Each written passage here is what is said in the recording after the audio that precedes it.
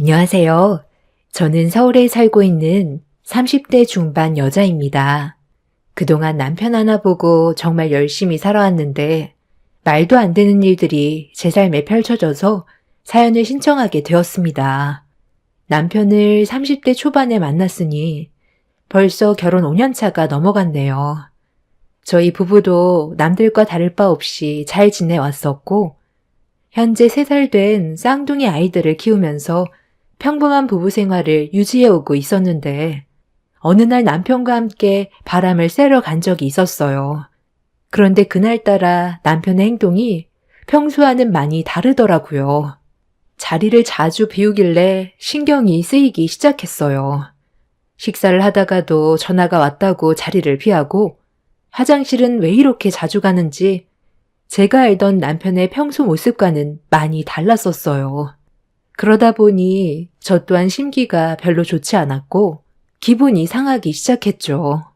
정말 오래간만에 남편과 둘만의 시간을 보내는 거였는데 남편은 국내 최대 로펌에서 일을 하게 된 이후부터 상당히 바쁜 생활을 보냈었습니다.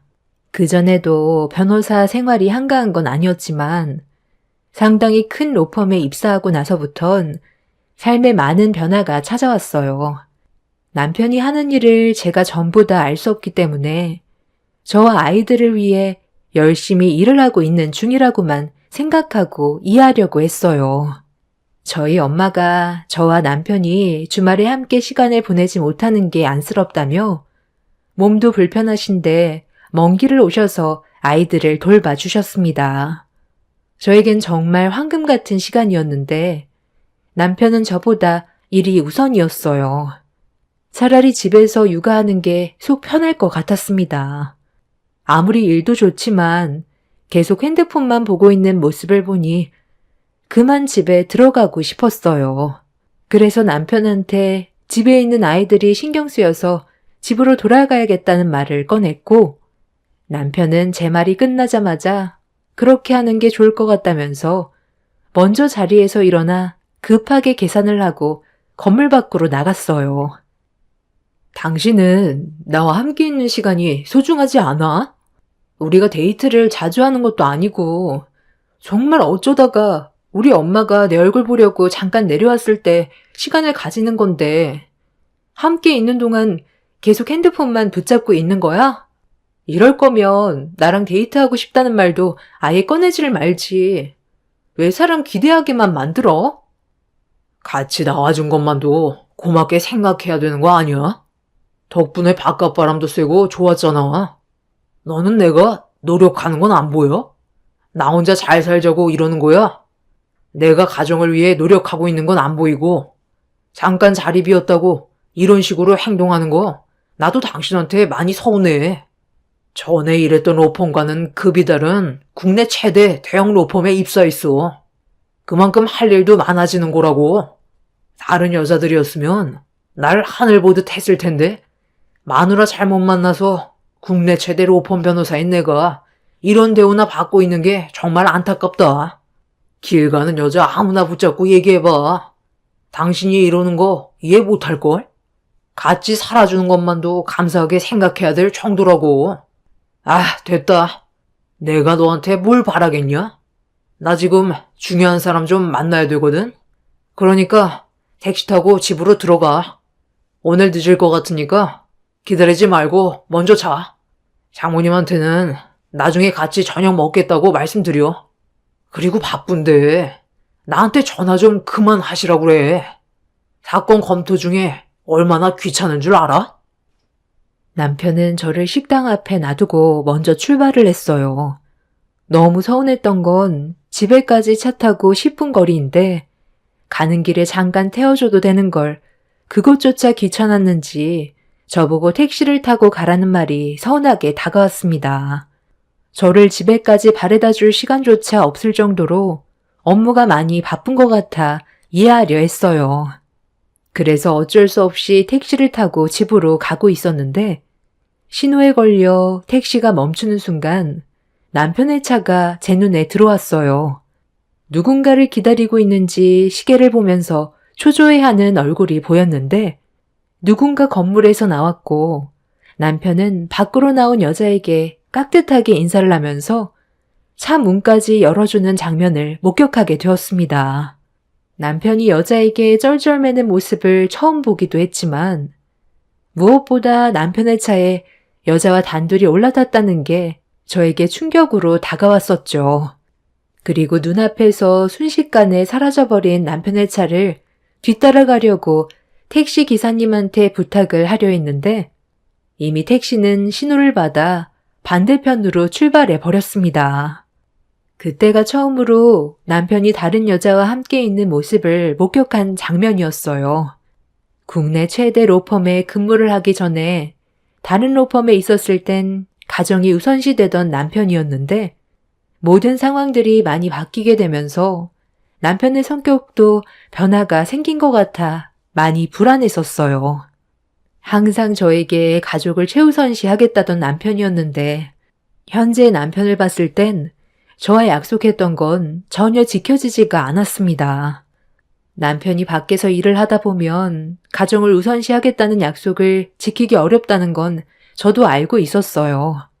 제가 원하는 건 하던 일을 때려치우면서까지 가정을 신경 쓰라는 게 아닌 쉬는 날만큼은 남편이 옆에서 함께 해주길 바라는 거였는데 그게 이루어지지 않았습니다. 이런 상황들이 많이 답답했었고 집에 가는 동안 남편 차에 올라탄 의문의 여자가 누구인지 알지 못한 상태라 계속 그쪽으로 신경이 쓰였어요. 저와 헤어지기 전에 집에 늦게 들어올 것 같다는 말을 했던 게 갑자기 떠올랐고 저는 그때부터 머릿속에 오만 가지 생각이 다 들게 되었습니다.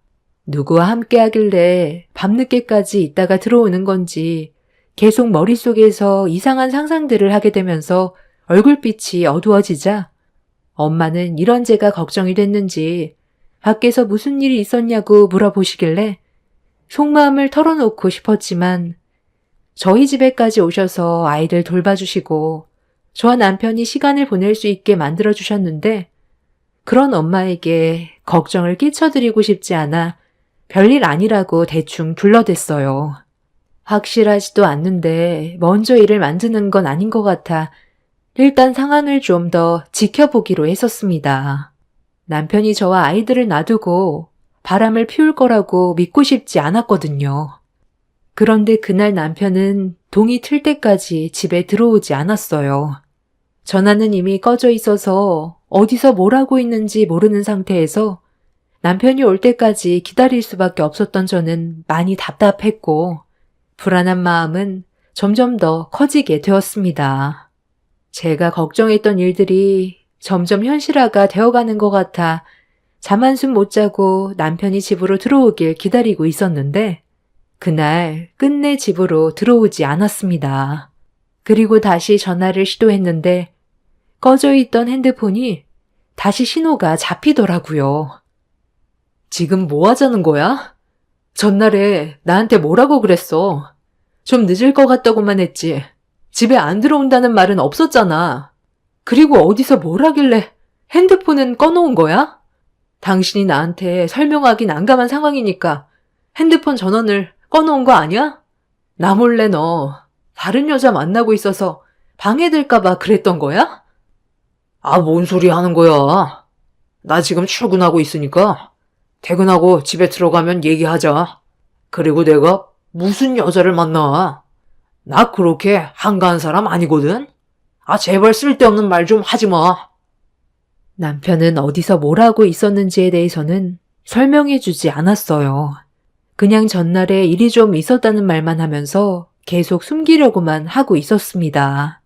차에 올라탄 여자가 누구였는지 물어보고 싶은 마음이 목 끝까지 차올랐지만 차마 입이 떨어지지 않았어요. 제가 알고 있는 걸 말해주면 남편이 저에게 숨기는 게 더 많아질까봐 확실해질 때까지 저도 말을 하지 않고 때를 기다려야 할 것 같았어요.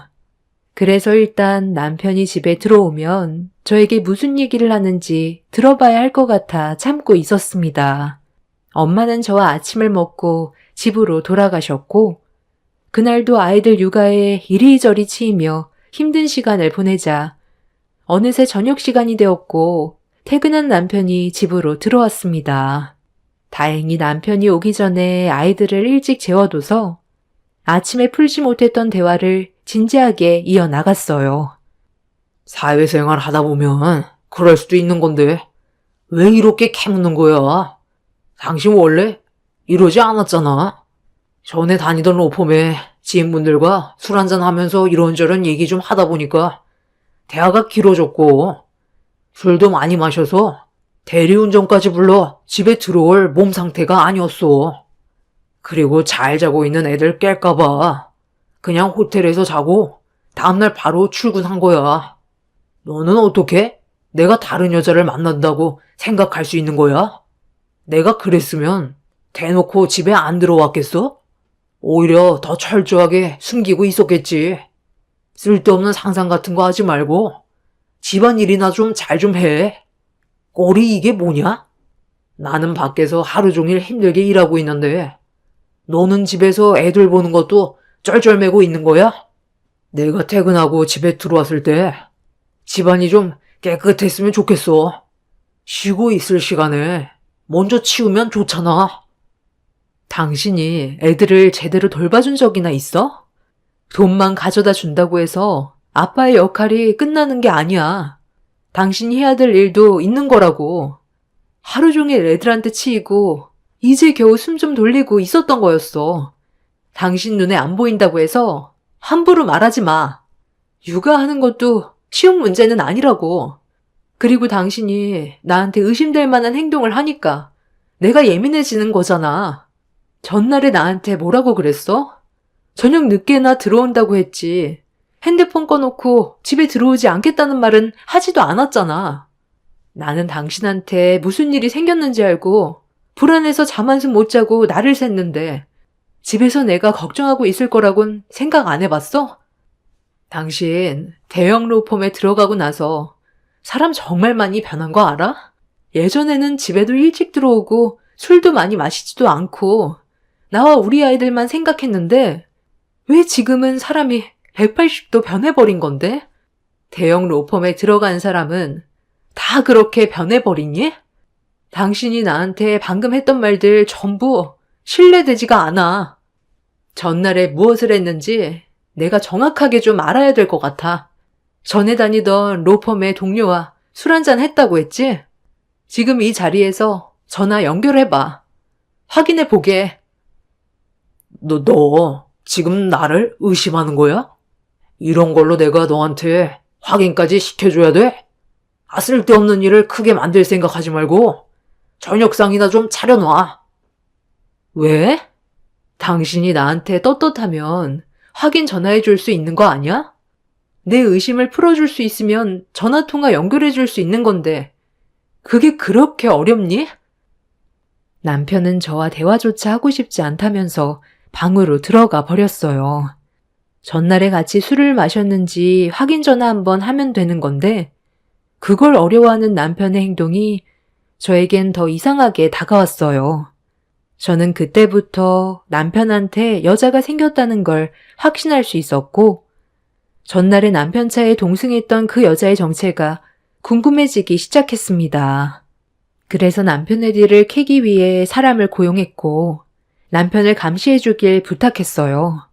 이런 사실을 전혀 모르고 있는 상태에서 제가 받아보게 된 남편의 모습이 담긴 사진 속에선 며칠 전에 차에 올랐던 여자와 거의 매일 붙어 있었다는 걸 제 두 눈으로 확인을 할 수가 있었습니다. 예상했던 대로 남편은 정체 모를 여자와 바람이 난 거였어요. 그렇게 사람을 고용해 증거물을 하나둘 모아놓기 시작했고 며칠 뒤 남편이 바람 피우고 있다는 걸 확신하게 된 결정적인 날이 있었어요. 그날 남편이 저에게 문자를 남겼는데 얼마 전과 비슷하게 저녁 늦게 들어온다는 말이었고 예상대로 남편은 그날도 집에 들어오지 않았습니다. 그리고 저에게 핸드폰으로 전송이 된 몇 장의 사진에는 남편과 내연녀가 같이 호텔로 들어가고 있는 모습이 찍혀 있었어요. 나한테는 절대로 바람은 아니라고 했던 사람이 그동안 거짓말을 밥 먹듯이 하면서 대놓고 바람을 피우고 있던 거였습니다. 사람 말 함부로 믿으면 안 된다고 했지만 남편이기 때문에 신뢰했고 아이들 앞에서 거짓말을 할 거라곤 꿈에도 몰랐습니다. 이미 결정적인 증거물이 확보가 된 상태에서 더 이상 함께할 필요가 없다고 생각했어요. 남편은 다음 날에도 연락이 없었고 집에는 아예 들어올 생각조차 하지 않았습니다. 이미 남편은 저와의 신뢰를 깨버리는 행동을 저질렀기 때문에 더 이상 함께하고 싶지가 않았어요. 그래서 제가 먼저 터뜨리는 게 좋을 것 같아 그동안 쌓아왔던 증거물을 가지고 시댁에 가려고 준비를 하고 있었습니다. 시부모님한테 남편이 바람을 피우고 있다는 걸 전부 다 알리고 이혼 통보하려고 마음을 먹고 있었는데 시모에게 때마침 갑자기 전화가 왔어요. 뭐 하고 있었니? 많이 안 바쁘면 잠깐 들렸으면 좋겠는데 오늘 손님이 오기로 했거든. 혼자서 음식 준비하는 게 쉽지가 않아서 네가 좀 도와주면 좋겠는데 내 아들이 오늘 바로 이쪽으로 온다고 했으니까 이따가 같이 집으로 들어가면 될 거다. 대형 로펌에 들어가고 그동안 정신없어서 제대로 된 축하 파티도 못했잖니. 그래서 이번에 합격 축하상 좀 차려주려고 음식 준비 중이었는데 혼자선 시간 내에 음식을 다 만들지 못할 것 같네. 우리 집과 먼 거리도 아니니까 와줄 수 있지? 시모는 남편이 바람 피우고 있다는 사실을 전혀 모르고 있었기 때문에 자기 아들 대형 로펌에 취직에 합격했다고 좋아서는 정신없이 음식 준비를 하는 듯 보였어요. 어차피 시댁에 가려고 준비 중이었던 저는 차라리 잘 됐다 싶었습니다. 그렇게 아이들을 데리고 시댁을 가니 음식 냄새가 집안에 진동을 했고 제가 들어오자마자 시모는 저에게 앞치마를 건네줬어요. 그리고 시부는 아이들을 데리고 방 안으로 들어갔습니다.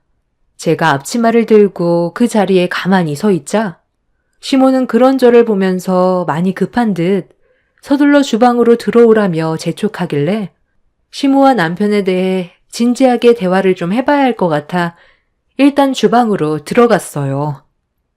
왜 이렇게 멍하니 서 있기만 하는 거니?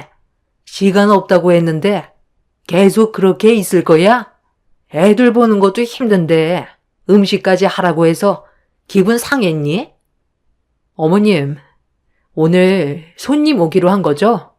그럼 그이 말고 다른 사람도 오는 거예요? 저는 이런 상황들을 전혀 모르고 있다가 전화 주셔서 오게 된 거잖아요. 아, 내 아들 대형 로펌 합격해서 축하해 주려고 손님 한 분이 오기로 했는데 아주 중요한 사람이거든. 너도 들으면 깜짝 놀라게 될 거다. 그이가 요즘 많이 변했더라고요. 대형 로펌에 들어가고 나서 예전 모습은 거의 찾아볼 수가 없어요. 요 며칠 동안 집에도 안 들어오고 제 전화는 아예 받지도 않아요. 바쁘니까 그런 거지. 전에 다니던 로펌에서와는 급이 다르잖아. 손가락에 꼽히는 대형 로펌인데 일거리가 얼마나 많겠어. 바쁜 사람 괜히 힘들게 하지 말고 너는 집에 애들만 잘 보면 되는 거다. 이런 쓸데없는 대화할 시간에 서둘러 음식 준비부터 끝내도록 하자. 약속 시간 이제 1시간밖에 안 남았다. 그이가 저 몰래 바람을 피우고 있는 것 같아요. 최근 들어 그런 느낌을 자주 받았거든요. 어머님은 만약에 그이가 저 몰래 바람 피우고 있다는 걸 제가 알게 됐다면 어떻게 하길 바라세요? 그냥 이혼하길 원하세요? 아니면 한 번은 용서해주고 넘어갔으면 좋겠어요? 정말 진지하게 물어보는 거니까 장난으로 대답해주지 마세요. 내 아들이 바람을 피워도 너는 눈 감아줘야지. 큰일을 하는 사람일수록 일적으로 스트레스 받다 보면 한눈 팔 수도 있지만 그건 속풀이하려고 만나는 거지. 가정을 깨고 싶어 하지는 않을 거다. 그러니까 너도 내 아들이 바람을 피워도 이해하고 넘어가 줄 수 있어야 한다. 큰일 하는 사람들이 실수 한 번 없겠니? 그러니까 어머님은 그이가 저 몰래 바람을 피워도 눈 감아 달라는 거네요. 아이들과 제가 받는 상처는 아무것도 아니라는 거잖아요. 그런 생각을 가지고 계실 줄 몰랐는데 정말 실망이네요. 그이가 지금 저 몰래 바람을 피우고 있어요. 이미 증거물까지 전부 다 확보해 놓은 상태라 법적으로 이혼 소송만 진행하면 될 것 같네요. 제 말을 듣고 있던 시모는 처음엔 많이 놀란 얼굴로 저를 바라보더니 더 이상 아무 말도 하지 않고 음식을 준비하고 있었어요. 남편이 바람을 피우고 있고 증거물까지 확보해 놓은 상태라는데 시모는 어떠한 말도 해주지 않았습니다. 그 모습에 더 화가 난 저는 시모에게 남편의 잘못된 행동에 대해 불만을 터뜨리려는 순간 현관문이 열리는 소리가 들렸고 남편의 목소리가 들려왔어요. 시모는 주방에 서 있는 저를 밀친 뒤 급하게 거실로 달려가 남편을 반겨주고 있었습니다. 제가 주방에서 거실로 나오자 남편은 저를 바라보더니 사색이 든 얼굴로 시모에게 뭐 하는 거냐고 당황한 말투로 물어보고 있었습니다. 시모는 자기가 다 알아서 할 거라면서 신경 쓰지 말라고 현관문에 서 있는 여자의 손을 잡고 들어왔어요. 그리고 시모가 꺼낸 한마디에 저는 엄청난 충격을 받았습니다. 대형 로펌 대표 따님이 우리 아들과 좋은 인연을 만들고 싶어 한다는데 음식 준비는 당연한 거죠. 어서 앉으세요. 예, 빨리 음식들 좀 내와 봐라. 그렇게 쳐다보지 말고 일단 밥부터 먹으면서 진지하게 얘기 좀 하자. 나도 이 문제에 대해 심각하게 생각을 좀 해봤거든. 나는 내 아들이 정말 잘 됐으면 좋겠다. 그래서 지금 이런 상황을 만든 거예요? 어머님은 이미 전부 다 알고 있었던 거였네요. 저를 일부러 부른 것도 이유가 있던 거였죠? 저한테 뭘 원하는 거예요? 내가 원하는 거? 네가 내 아들과 이혼해 주는 걸 원한다. 너는 우리 집안 태물이잖아. 애 보는 것 말곤 하는 것도 없는데 차라리 갈아치우고 새 며느리 들이는 게 낫지. 대형 로펌 딸이 내 아들과 좋은 관계를 만들어가고 싶다는데 누가 마다하겠어? 너희 집안과는 비교 자체도 안 되는 집안이야. 어머, 이분이 본부인 되세요? 저는 그냥 가정부인 줄 알았는데 본부인이었다니 몰라봤네요. 솔직하게 말씀드릴게요. 저 이 변호사님이랑 정말 잘해보고 싶어요. 저희는 함께해야 될 이유가 있고 서로 진지한 만남을 이어가고 있거든요. 이제 이 사람 곁에는 제가 있을 거니 그쪽은 그만 자리를 비켜줬으면 좋겠네요. 당신이 모르는 복잡한 일들이 많아. 우리는 함께 할 수밖에 없어. 이혼 위자료는 넉넉하게 줄 거니까 그건 걱정하지 말고 당신 인생 살면 되는 거야. 지금 나한테 무릎 꿇고 손이 발이 되도록 빌어도 모자랄 판에 방금 뭐라고 그랬어? 이혼 위자료를 넉넉하게 주겠다고? 정말 어이가 없네. 내가 위자료만 받고 조용히 넘어갈 것 같아? 그쪽 부모는 애 딸린 유부남을 건드렸다는 걸 알고는 있나? 대형 로펌 따님이 남자가 그렇게 없어? 저희는 함께 해야 될 이유가 있기 때문에 남은 인생 같이 가려는 거예요. 서로가 원하는 걸 이루면 그걸로 만족하는 거죠. 섭섭지 않게 돈도 주겠다는데 얼굴 붉힐 필요 있겠어요? 쌍둥이들 미래도 생각해야죠. 어머님, 제가 요즘에 신경 쓸 일이 너무 많아서 제대로 된 끼니도 못 챙겨 먹었거든요. 가정부인 줄 알았던 저 여자는 그만 보내고 저희끼리 편하게 식사해요. 아, 그럴까요? 예, 너는 이제 필요 없으니까 그만 돌아가라. 우리 새며느리가 편안하게 밥 좀 먹고 싶다는데 네가 계속 거기에 있으면 음식이 목구멍으로 넘어가겠니? 애들 데리고 집에 가 있으면 내 아들이 알아서 이혼 처리해 줄 거고 위자료까지 얹어서 줄 테니까 너는 그냥 아무것도 하지 말고 가만히 있으면 된다.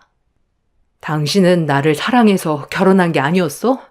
어떻게 한순간에 사람이 이렇게 변할 수가 있는 거야? 너는 나랑 애들이 불쌍하지도 않아? 돈이면 다 되는 거야? 살다 보니 알겠더라고. 지금 이 위치에서도 만족이 안 된다는 걸. 사건 열심히 맡아봤자 항상 제자리인데 무슨 꿈을 꾸고 살아가겠어?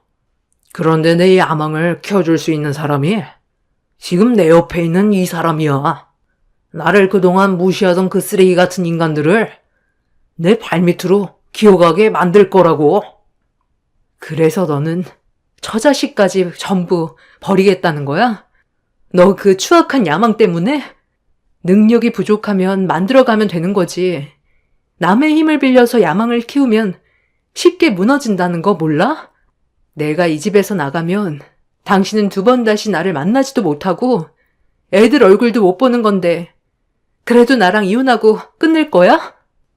이미 나는 확고하게 결정했고 더 이상 네가 필요 없어. 나한테 도움이 되지 않는 너는 짐밖에 안 되는 존재야.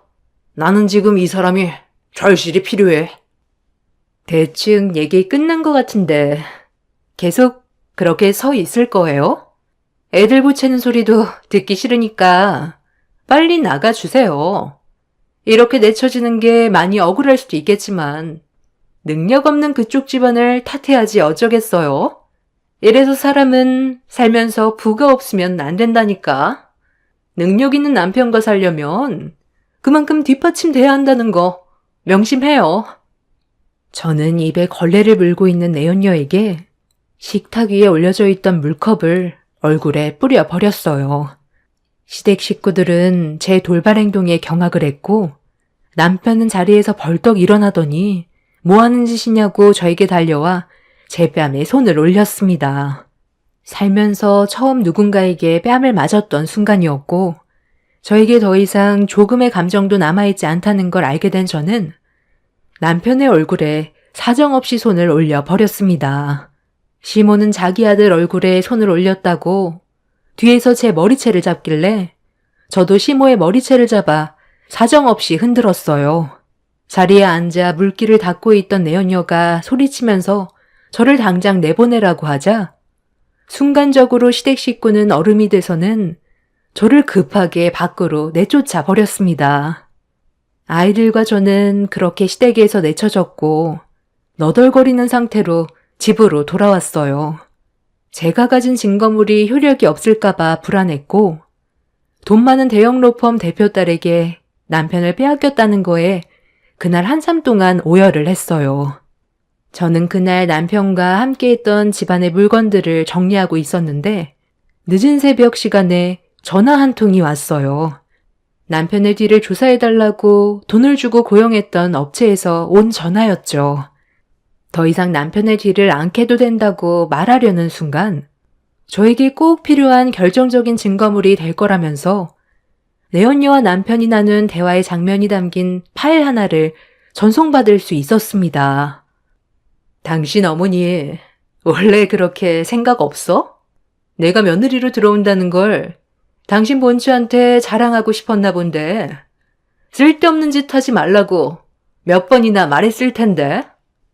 나도 그렇게 말씀드렸었는데 나도 그 사람이 본가에 있어서 많이 놀랐었어. 그런데 지금 네가 나한테 큰소리칠 입장은 아니잖아. 우리 둘 다 원하는 걸 얻기 위해 손잡은 거 아니었어? 나 아니었으면 너는 지금쯤 감옥에서 썩고 있을 거 나 때문에 이렇게 다닐 수 있는 거라고. 대표님이 네가 저지른 잘못에 대해 알게 되면 그땐 너는 무사하지 못한다는 거 알 텐데. 대형 로펌 이미지가 한순간에 나락으로 떨어질 수 있다는 거 명심해. 그래서 나도 너한테 원하는 걸 줬잖아. 받을 만큼 받았으면 너도 쓸데없이 일 키우지 말고 똑바로 해. 어차피 우리는 공범이 된 거라고. 결정적인 원인은 너한테 있지. 그러니까 누가 술 퍼먹고 뺑소니 치래? 지금 그 사람 산속 깊은 별장으로 옮겼어. 몸 상태가 많이 안 좋은 것 같아. 병원에 보내지 않는다면 얼마 가지 못해 숨을 거둘지도 모르는데 계속 이렇게 숨기고 있을 거야? 의사한테 돈을 주고서라도 그 사람 살려야 된다고. 하필 내 앞에서 사고를 낸 사람이 내가 원서를 집어넣었던 대형 로펌 대표 딸인지 누가 알았겠어? 지금 너희 집안 나한테 목숨줄 달려있다는 거 알지? 전혀 상상조차 하지 못했던 엄청난 증거물이 저에게 들어왔고, 저는 영상을 보는 동안 입을 다물지 못하고 있었어요. 내연녀였던 대형 로펌 대표 딸이 음주운전으로 뺑소니 범행을 저질렀는데, 그 배후엔 남편도 함께하고 있었습니다. 남편은 사고를 냈던 여자가 대형 로펌 대표 딸이라는 걸 얼굴을 보고 알게 된 순간부터 자신의 욕망을 채우기 위해 경찰에 신고를 하는 게 아닌 그 여자를 도와 교통사고를 당했던 사람을 산속 깊은 별장에 숨겨놓은 상태였습니다. 그제야 모든 퍼즐이 다 맞아 떨어지고 있었어요. 처음 여자를 봤었던 그 건물은 부동산 건물이었고 남편과 여자의 표정이 안 좋았었는데 뺑소니 사고로 두려워하고 있던 거였습니다. 그래서 서로 앞으로의 계획을 세우기 위해 철저하게 범행을 계획하고 있던 거였죠. 변호사인 남편이 그동안 집에 들어오지 않았던 이유도 별장에 교통사고를 당했던 사람의 몸 상태를 살피기 위한 거였어요. 이런 사실을 꿈에도 몰랐던 저는 경악을 했고 그날 아침이 밝아오자마자 남편이 근무하는 로펌으로 찾아갔습니다. 그리고 저는 로펌 대표를 만나기 위해 중요한 물건을 가지고 왔다며 안내인에게 부탁해서 약속을 잡았어요. 그렇게 한참을 기다리니 로펌 대표와 만날 수 있었고 제가 가진 증거물을 보여줬어요. 대표는 영상을 보자마자 경악을 했고 그 자리에서 대표 딸과 남편을 불러들였습니다. 대표가 만약 다른 생각을 가지고 있었다면 제가 고용했던 사람에게 경찰서에 찾아가 증거물을 보여주라고 부탁을 해놓은 상태였어요. 혹시 모를 일을 대비했던 거였는데 대표는 본인 딸과 남편의 잘못된 행동에 대해 추궁한 뒤에 로펌 회사 이미지에 타격을 입어도 바로 잡을 건 바로 잡아야 한다면서 경찰에 전화를 걸었습니다. 대표 딸은 사색이 돼선 저를 노려보더니 처벌을 받고 싶지 않았는지 하얗게 질려버린 모습을 보인 채 그 자리에서 쓰러져 버렸어요. 산속 깊은 곳 별장에 교통사고를 당했던 그 사람은 다행히 목숨은 건질 수 있었고 이 문제로 남편과 대표 딸은 법적 처벌을 받을 수 있었는데 사고를 유발했던 대표의 딸은 징역 4년을 선고받았고 공범인 남편은 징역 1년 6개월을 받았습니다. 시부모는 범행 사실은 모르고 있었는지 처벌 대상에서는 빠지게 되었네요. 이 문제로 남편과 이혼을 하면서 받은 위자료로 저는 현재 친정에 와서 살고 있어요. 시부모는 뒤늦게야 저에게 용서를 구했지만 태물이라고 했던 말에 너무 큰 충격을 받았었고 2번 다시 그 인간을 보고 싶지 않아 강하게 뿌리친 뒤 그 집안과의 연을 끊어버렸습니다. 남편은 절대로 해선 안 될 행동을 저질렀어요. 자신의 야망에 눈이 멀어 잘못된 선택을 했고 그에 따른 처벌을 받게 되었죠. 만약 이런 사실을 모르고 지나갔다면 잘못도 없는 한 사람이 무고하게 피해를 입게 될 뻔했던 아찔한 순간이었습니다. 본인들의 이득을 채우기 위해 미련하게 손을 잡았던 내연녀와 전 남편이 징역을 살면서 잘못을 되돌아봤으면 좋겠습니다. 제 사연 들어주신 분들께서도 항상 올바른 결정하시길 바랍니다. 감사합니다. 안녕하세요. 저는 40대 초반 여자입니다. 몇 달 전에 한 통의 문자를 받게 되면서 엄청난 사건이 눈앞에 펼쳐지게 되었는데요. 어떻게 그런 일을 저지를 수 있는지 도저히 받아들이기가 힘이 들어 사연을 신청하게 되었습니다. 지금으로부터 8년 전에 남편과 결혼을 한 지 얼마 되지 않았을 때 형님에게 전화가 왔고 수화기에서 들려온 목소리는 상당히 심각했었어요. 시모가 횡단보도를 건너시던 도중에 사고가 나셨는데 달려오던 차량의 속도가 느린 편이 아니라서 위중하시다는 소식을 무방비 상태로 듣고 말았습니다. 옆에서 운전 중이던 남편은 너무 놀랐는지 갓길에 차를 세운 뒤 핸드폰을 건네받아 어디 병원으로 입원을 하셨는지 위치를 물어본 다음 차를 돌려 급하게 병원으로 향하게 되었어요.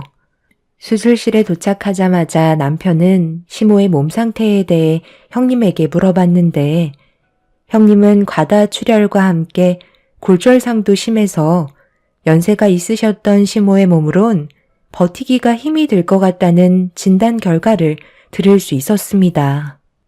그렇게 12시간의 긴 수술 끝에 병실로 옮겨진 시모는 언제 깨어나실지 모를 만큼 심각한 상태셨고 수술을 담당했던 의사 또한 의식을 되찾으시는 건 언제가 될지 모른다고 시모의 의지에 달려 있다는 말을 듣게 되었습니다. 형님도 사고 소식 접했을 당시 엄청난 충격으로 다가왔었다며 손을 떨고 있었어요.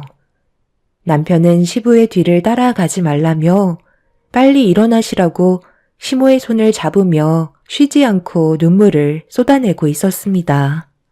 그날 이후 시간은 계속해서 흘러갔고 저희는 교대하면서 병원에 갈 수 있는 상황이 될 때마다 시모의 건강 상태를 확인했어요. 그렇게 6개월의 시간이 지났을 무렵 희망이 없을 것 같았던 시모가 기적적으로 눈을 뜨셨고 조금씩 몸을 회복하시는 것 같아 더욱더 지극정성으로 시모를 돌봐드렸습니다. 중간중간 의사는 시모의 현재 상태에 대해서 알려주면서 긍정적인 말을 많이 해주셨어요. 희망적인 소식을 듣게 되니 저희도 그만큼 많은 시간을 시모와 함께 하게 되었고 남편은 퇴근하면 매일을 병원에서 보냈습니다. 회복하는 데 단계가 있었는지 시모는 눈을 뜨시게 된 시점을 시작으로 조금씩 손과 발을 움직이셨고 하루빨리 일어나시려는 노력이 보이고 계셨죠. 그렇게 하루하루가 달라지는 모습을 보여주신 시모를 보면서 저희도 희망을 가지게 되었고 더욱더 병원에 붙어있는 시간은 많아졌습니다. 그런데 문제는 시모가 병원에 오래 있다 보니 저희 가족들의 삶은 솔직히 말이 아니었어요. 아무래도 정상적인 삶을 사는 건 아니었죠. 환자가 있다는 것 자체만으로도 엄청 신경이 쓰였으니까요. 그런데 시모가 건강을 되찾아 가시면서부터 형님네에는 병원을 방문하는 횟수가 조금씩 줄어들기 시작했고 점점 여러 가지 핑계를 대더니 2, 3일에 병원을 찾던 형님네회는 언제부터인가 한 달에 한 번도 보기 힘들 정도로 병원을 찾아오지 않았어요. 남편은 상당히 예민해져 있는 상태였기 때문에 형님네회의 행동들을 이해할 수 없었고 결국 병원에 방문했을 때 그 기회를 놓치지 않았죠. 남편이 시모가 입원을 하신 시점부터 계속해서 쌓아두었던 감정을 폭발시키게 되었습니다. 처음에는 병원도 자주 오더니 이제는 어느 정도 적응이 돼서 병원을 오지 않는 거야?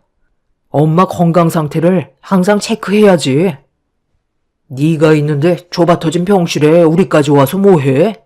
깨어난 거 봤으니까 앞으로 문제없이 일어나시겠지?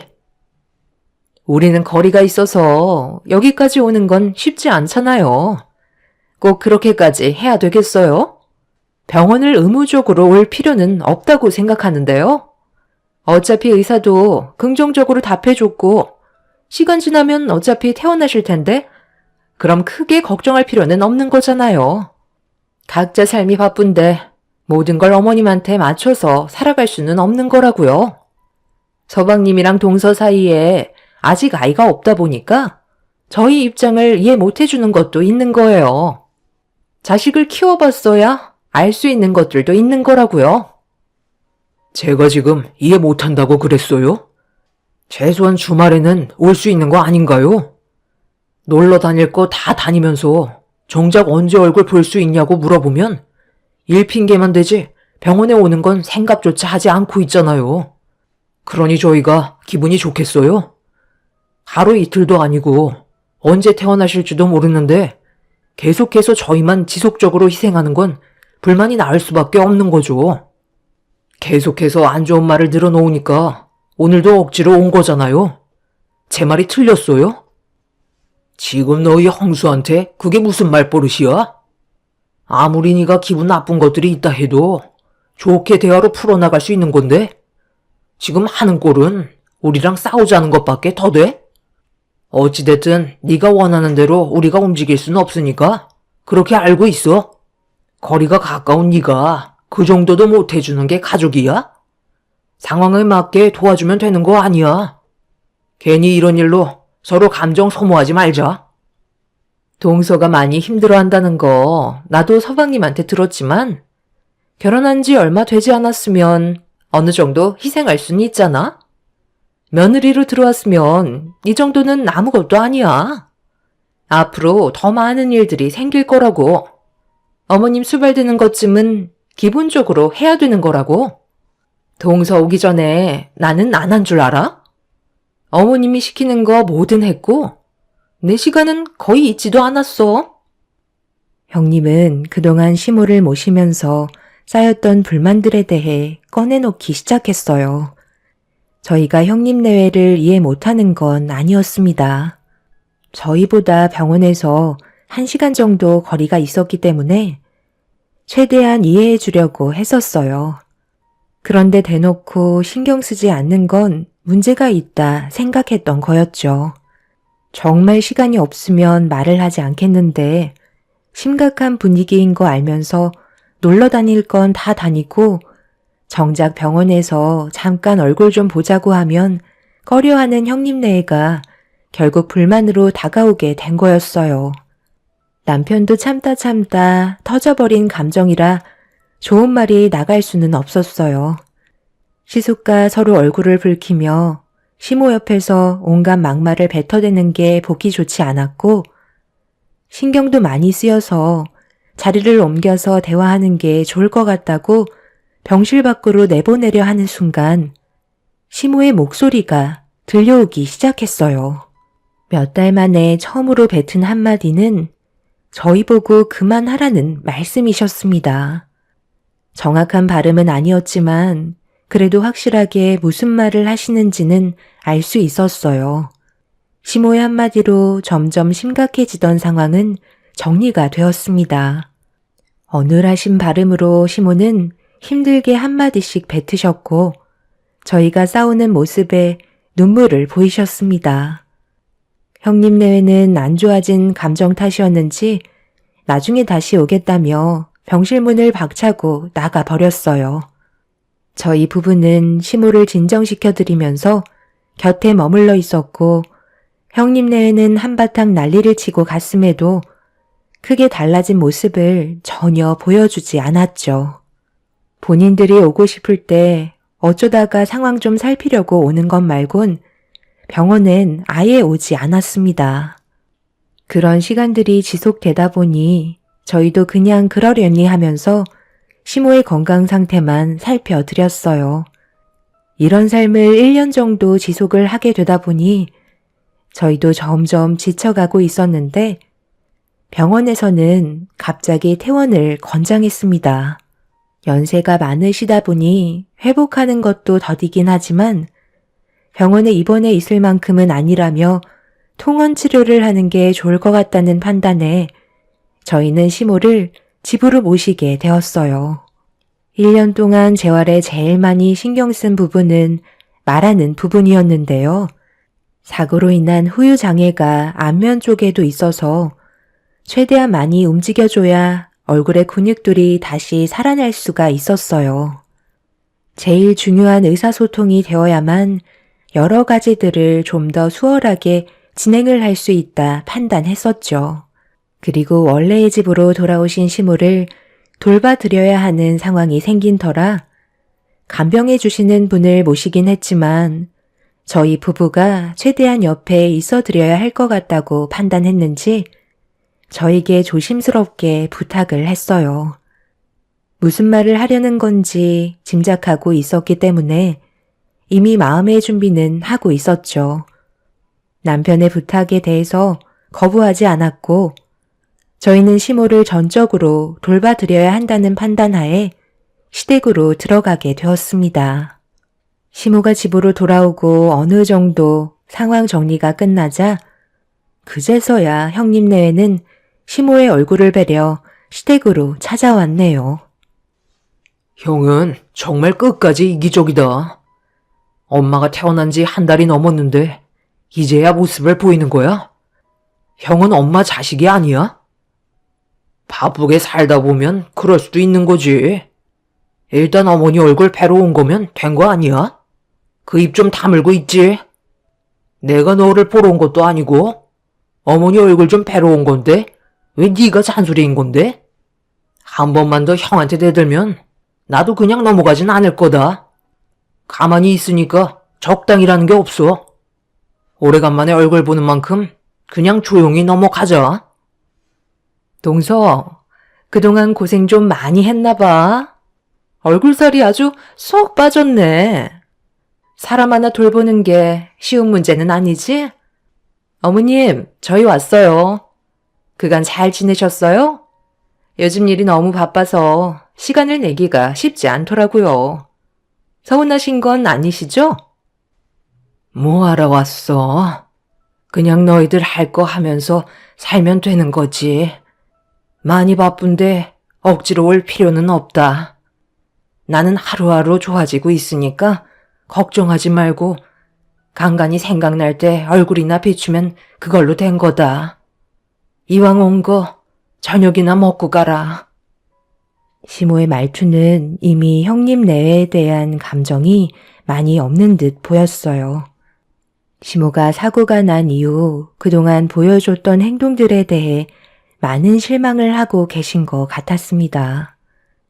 그렇게 모두가 둘러앉아 저녁을 먹고 있는데 시모를 챙겨드리는 저를 바라보고 있던 형님이 뚫어지게 쳐다보면서 한마디 했는데 그 말이 너무 어이가 없고 화가 나서 저도 모르게 흥분을 하고 말았어요. 동서는 머리가 참 좋은 것 같아. 정말 큰 결심을 하지 않고서야 어머님 댁에서 지내는 게 쉽지 않을 텐데 이번 기회에 제대로 각인시켜 드렸겠어. 어머님은 동서가 얼마나 고맙고 마음에 드시겠어. 결혼한 지 이제 1년 지났는데 친엄마처럼 옆에서 온갖 수발 다 들어주고 있잖아. 동서네 부모님들께서 이렇게까지 하는 거 알고는 계시지? 어떻게 보면 안쓰럽기도 한데 반대로 생각하면 이번 기회에 제대로 한 건 하려는 게 내 눈엔 딱 보이거든. 어머님께서 살고 계신 이 집을 중심으로 주변 집값이 상당히 많이 오르고 있는데 혹시 그거 알고 들어온 거야? 이런 의심하고 싶지 않은데 조금의 고민도 하지 않고 어머님을 보살펴 드리겠다고 들어온 걸 보면 이 집을 동서의 소유로 만들려는 계획 아니야? 솔직히 내가 이런 말 하는 거 서운하게 생각하지 않았으면 좋겠어. 누가 봐도 동서가 그런 식으로 행동하려는 게 보인다니까. 그래서 이참에 궁금해서 물어본 거야. 내 입장에서는 아무리 많은 돈을 준다 해도 누구를 보살펴 드릴 수 없을 것 같거든. 그에 따른 스트레스가 내 몸을 망치는데 돈이 중요하겠어? 그런데 동서를 보면 항상 돈을 따라가는 것 같아서. 이건 정말 내 개인적인 생각이야. 지금 이 집 시세가 한 20억 정도 잡혀 있는 걸로 아는데 어머님이 언제까지 사실지 아무도 모르잖아? 너무 돈을 쫓아가려 하지 마. 어차피 이 집은 동서의 소유가 될 수 없다는 거 알지? 재산이란 모두 공평하게 나눠야 하는 거라고. 나중에 동서가 어머님을 보살펴 드렸다는 게 어느 정도 플러스 요인이 되겠지. 하지만 그 금액이 크진 않다는 거야. 왠 줄 알아? 이 집의 장남이 바로 이 사람이잖아. 모든 재산은 장남이 더 가져가게 되어 있거든. 지금 이 자리는 식사하는 자리인 거지 재산 얘기를 하는 곳은 아닌데요. 그리고 형님은 벌써부터 그런 생각을 가지고 계신 거였어요. 저는 정말 조금도 그런 생각을 해본 적이 없었는데 돈에 대한 집착이 저보다 형님이 더 큰 것 같은데요. 제가 여기에서 어머님 보살펴 드리고 있으니까 이 집이 저희 부부의 소유가 될까봐 엄청 불안하신가 봐요. 그럼 형님이 들어오셔서 어머님 보살펴 드리면 되잖아요. 저는 지금까지 스트레스 받은 적 한 번도 없고 아주 잘 지내고 있어요. 오히려 형님이 오셔서 스트레스를 받고 있는 거죠. 식사 다 하셨으면 이만 일어나실까요? 저희도 일찍 정리하고 쉬어야 하거든요. 어머님, 다 드셨으면 방으로 모셔드릴게요. 당신은 아주버님이랑 형님 배웅해 드려. 가시는 건 못 볼 것 같아요. 그럼 살펴가세요. 저는 휠체어에 앉아 계신 시모를 방으로 모셔다 드렸어요. 형님은 저의 거침없는 모습을 보곤 당황했는지 얼굴 표정이 일그러지고 있었습니다. 결국 형님은 참지 못하고 시모의 방으로 들어와선 자기한테 버릇없는 모습을 보인 점에 대해 그냥 넘어가지 않을 거라며 한바탕 소란을 피운 뒤 집으로 돌아갔어요. 형님 내외는 그날 이후부터 시댁에 한 번도 찾아오지 않았죠. 저희 부부가 먼저 형님 내외한테 연락을 할 필요는 없었기 때문에 아무것도 하지 않았습니다. 그렇게 시간은 계속해서 흘러가 어느덧 시댁에서 시모와 함께 보낸 세월이 8년이 지나가 버렸네요. 그리고 점점 몸 상태가 좋아지실 거라 기대했던 시모는 오히려 반대로 건강 상태가 많이 약해져 계신 상태였어요. 사고로 인한 후유증이 악화되다 보니 여기저기 아픈 곳이 많아지셨죠. 병원에서는 연세가 많으셔서 기력이 약해지시는 거기 때문에 앞날이 어떻게 될지 모르겠다는 말만 반복하셨어요. 여러 가지 질병이 더해 세월이 흘러 세상을 떠나게 되시는 건 의사도 어찌할 수 없다며 현실을 받아들여야 한다는 말을 하셨죠. 남편과 결혼을 하고 시모와 함께한 8년의 세월 동안 힘든 시간들도 많았지만 좋은 추억들도 많았기 때문에 의사의 말을 들었을 때 정말 마음이 안 좋았어요. 그렇게 저희 가족은 다시 집으로 돌아와 우울한 감정을 가진 채 차에서 시모를 내려드리고 있는데 그동안 연락 한 통 없었던 형님 내외가 모습을 드러냈습니다. 동서, 그동안 잘 지내고 있었어? 안 본 사이에 얼굴이 많이 변했네? 고생 좀 했나 보다. 그런데 눈은 왜 이렇게 빨간 거야? 무슨 일 있었어? 딱 보니까 눈물 좀 흘린 것 같은데? 어머님은 그때보다 더 안 좋아지신 것 같은데?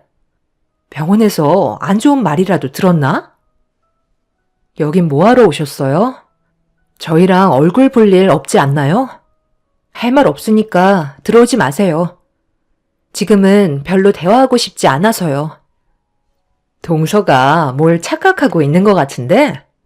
내가 지금 동서 얼굴 보려고 몇 년 만에 나타난 것 같아? 우리는 어머님 뵈러 온 거야.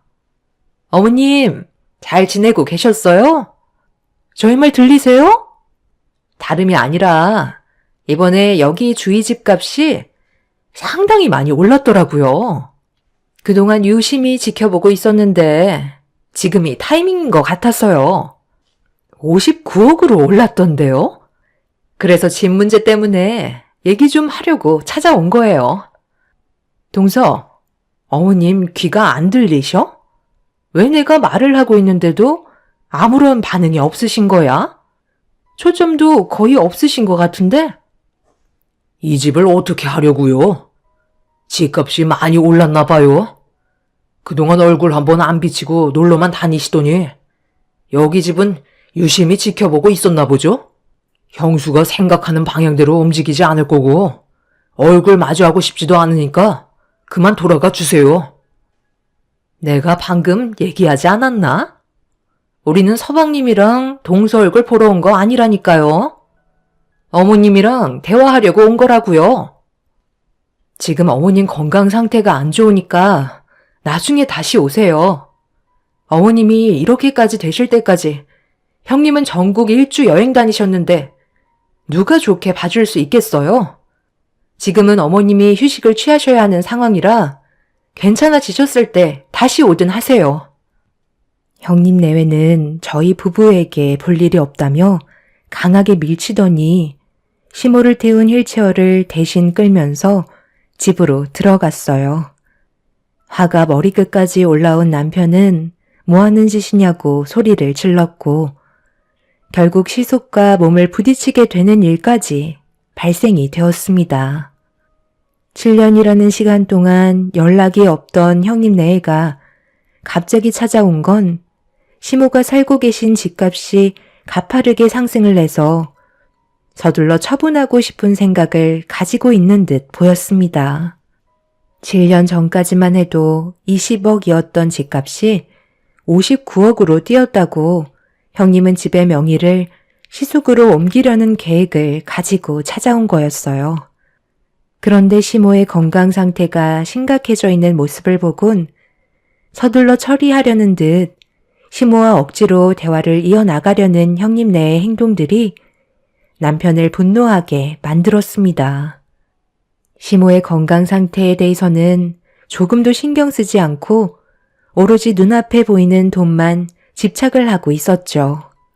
시모의 건강이 어떤지 한 번도 살피지 않았던 사람들이 돈에 눈이 멀어 난리를 치는 모습을 보니 사람이 아닌 것 같아 보였어요.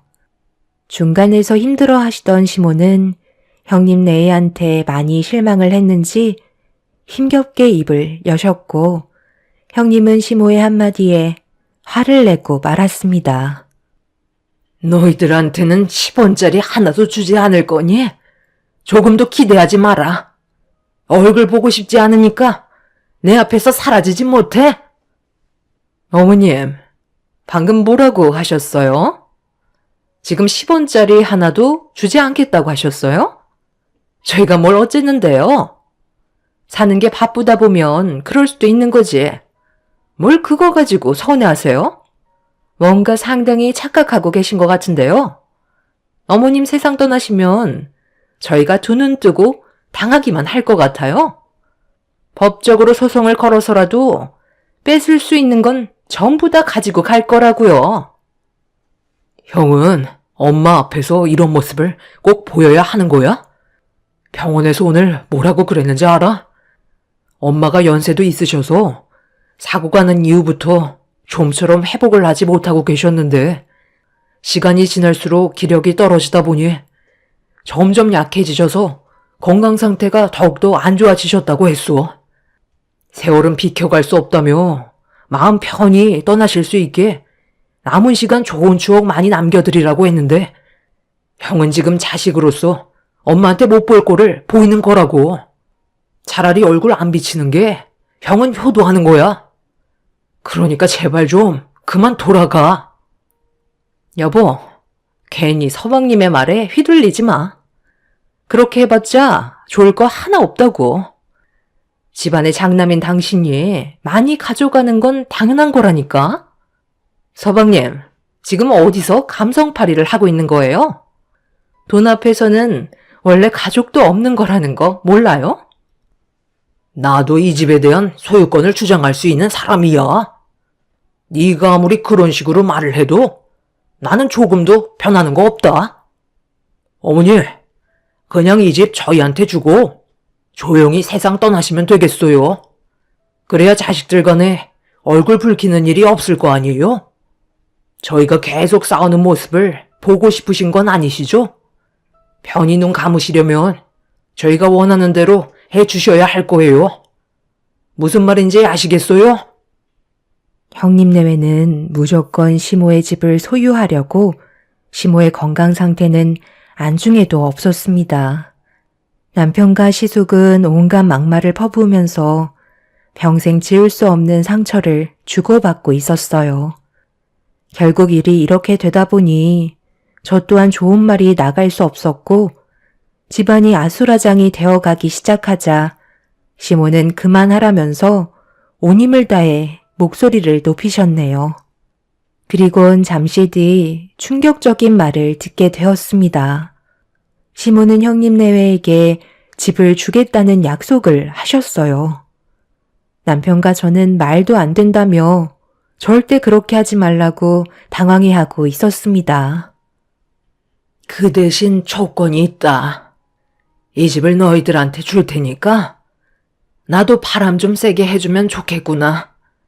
작은 애들과는 그동안 함께 보낸 시간이 많지만 너희들과 보낸 시간은 내 몸이 이렇게 되고 난 이후부터 한 번도 없었잖아. 내 마지막 부탁이다. 일주일이라도 좋으니까 너희들이 다니고 있는 천국 일주 나도 좀 데리고 다녀줬으면 좋겠다. 59억의 집을 주겠다는데 이 정도는 해줄 수 있잖아. 어차피 나한테도 남아있는 시간도 많지 않은 것 같은데 너희들 싸우는 것도 보고 싶지 않고 바람 좀 쐬면서 마지막 순간을 맞이하고 싶은데 내 부탁을 들어줄 수 있겠니? 그렇게만 해준다면 이 집을 너희한테 넘겨주도록 하마. 그 정도는 당연히 해드릴 수 있죠. 이 집의 소유가 저희들께 된다는데 그 정도도 못 해드리겠어요? 걱정하지 마세요. 당신도 그렇게 할 수 있잖아. 어머님이 우리와 여행 한번 가보는 게 소원이라고 하시는데 당연히 해드려야지. 안 그래? 엄마는 지금 정상이 아니라고요. 언제 어떻게 될 줄 모르는 몸 상태로 어디를 가시겠다는 거예요? 차라리 저희와 함께 하세요. 형이랑 형수가 뭘 해줄 수 있을 거라 생각하는데요. 오히려 막대할 수도 있다고요. 여행은 저희랑 다닐 수 있잖아요. 오늘이라도 너희들과 함께 생활하고 싶은데 어떻게 생각하니? 그렇게 해줄 수 있는 거지? 그럼 너희 집으로 출발하도록 하자. 남편은 절대 안 된다며 난리를 쳤지만 시모는 저희를 바라보시지 않았어요. 시숙은 남편을 밀치면서 시모를 시숙의 차에 급하게 태워드렸고 형님도 곧장 차로 올라탄 뒤 서둘러 출발을 하려고 분주하게 준비를 하고 있었습니다. 남편은 시숙의 멱살을 잡으면서 절대 못 보낸다고 끝까지 난리를 쳤지만 시모가 남편과 저에게 화를 내면서 큰아들과도 시간을 보내고 싶다며 나중에 전화한다고 버럭 화를 내셨습니다. 시모는 처음으로 저희 부부에게 무서운 얼굴로 화를 내셨고 시모의 그런 모습에 당황한 저희는 더는 아무 말도 하지 못했네요. 결국 시모는 형님 내외의 차를 타고 출발을 하게 되었습니다. 저도 그렇지만 남편도 불안에 떨며 시모와 떨어진 거에 대해 많은 걱정을 하고 있었어요. 시모는 절대로 따라오지 말라며 일주일 뒤에 다시 돌아오겠다는 말을 남긴 채 떠나셨지만 걱정이 너무 많았습니다. 챙겨드려야 할 것들이 상당히 많았는데 형님 내외는 알아서 하겠다며 저희 말은 아예 들을 생각도 없었네요. 결국 시모의 돌발 행동에 당황해서 아무것도 하지 못했던 저희는 다음날 시모께 전화를 했고 시모는 별일 없으셨다는 듯 편하게 전화를 받으셨습니다. 좋은 곳으로 구경하러 가는 중이라며 걱정하지 말라고 전화를 끊으셨어요. 그리고 잠시 뒤 형님한테 문자 한 통이 왔습니다. 함께 여행하면서 찍은 사진들이 몇 장 전송이 되었어요. 그런 모습들을 보면서 조금씩 안심을 하게 되었고 수시로 전화 통화를 하며 안부를 묻던 어느 날 시모는 더 이상 연락하지 말라면서 형님 내외와 함께하는 시간에만 집중하고 싶으시다는 말에 더는 참견하지 않았습니다. 대신 형님과 시숙에게 시모의 건강 상태에 대해 물어보고 있었죠. 그렇게 길고 길었던 일주일이라는 시간이 흘렀는데 집에 올 시간이 한참 지났고 형님 내외한테 전화를 해봤는데도 저희 부부의 연락을 받지 않더라고요. 점점 불안함이 커지고 걱정이 되어 가고 있던 그때 남편의 핸드폰으로 모르는 전화가 걸려왔고 통화 연결을 하는 순간 그 자리에 털썩 주저앉고 말았습니다. 집으로 오고 있던 시숙의 차량이 전복이 되었고 위태롭다는 말을 전해 듣게 되었어요. 급하게 병원으로 향하니 이미 시모는 세상을 떠나신 상태셨고 형님 내외는 생사를 오고 가는 상황에 놓여 있었습니다. 말도 안 되는 사건이 벌어진 터라 저희도 맨정신이 아니었어요. 그런데 장시간 형님 내외의 수술을 했는데도 두 사람 모두 언제 깨어날지 모른다는 충격적인 말을 듣고 말았죠. 남편은 그 자리에 털썩 주저앉았고 식물인간이라는 진단 결과에 저희 부부는 그 자리에 멍하니 서서 말도 안 되는 현실을 받아들여야만 했어요. 말도 안 되는 사건이 벌어졌는데도 시모의 장례를 치러야만 했고 형님과 시숙이 깨어나기만을 기다리고 있었지만 조금의 희망도 없는 현실에 하늘이 무너질 것만 같았네요. 시모와 제대로 된 작별 인사도 못했는데 너무 갑작스럽게 가셔서 저와 남편은 하루하루 사는 게 너무 고통스러웠어요. 그런 시간이 어느덧 8개월이 흘렀고 어느 날 저에게 문자 한 통이 도착한 알람음이 들려왔네요. 그런데 생각 없이 문자를 보자마자 충격적인 내용을 보고 말았습니다. 시모는 형님 내외와 계속해서 부딪히게 되는 그런 상황들을 지켜보면서 정신적으로 많이 힘들었다는 내용이었고 시모가 세상을 떠날 때 저희 부부에게 피해가 가지 않게 하고 싶다며 당신의 잘못된 행동에 대해 용서해달라는 문자를 예약으로 보내놓으신 상태였습니다. 말도 안 되는 진실들이 밝혀지면서 저는 그 자리에 주저앉았고 남편도 시모에게 예약 문자가 온 내용을 보며 경악을 하고 말았어요. 시모의 선택이 저희를 너무 혼란스럽게 만들었고 지금도 어떻게 해야 할지 몰라 눈앞이 캄캄한 상태입니다. 여러분들께서는 저희가 앞으로 어떤 삶을 선택하면 좋을지 의견을 주실 수 있나요? 시모의 계획으로 인해 엄청난 일이 벌어졌지만 문제는 형님과 시숙은 식물인간 상태로 병원에 누워만 있는 상태입니다. 문제는 조카들이 있다는 게 걱정이죠. 어머님이 남기고 가신 집을 처분하고 조카들에게 줘야 하는 걸까요? 어떻게 해결해야 할지 몰라 너무 답답하네요. 시모는 형님 내외에게 너무 많은 실망을 하신 것 같아요. 앞이 캄캄해서 아무것도 보이지가 않네요. 하루빨리 모든 게 정리가 되었으면 하는 바람입니다.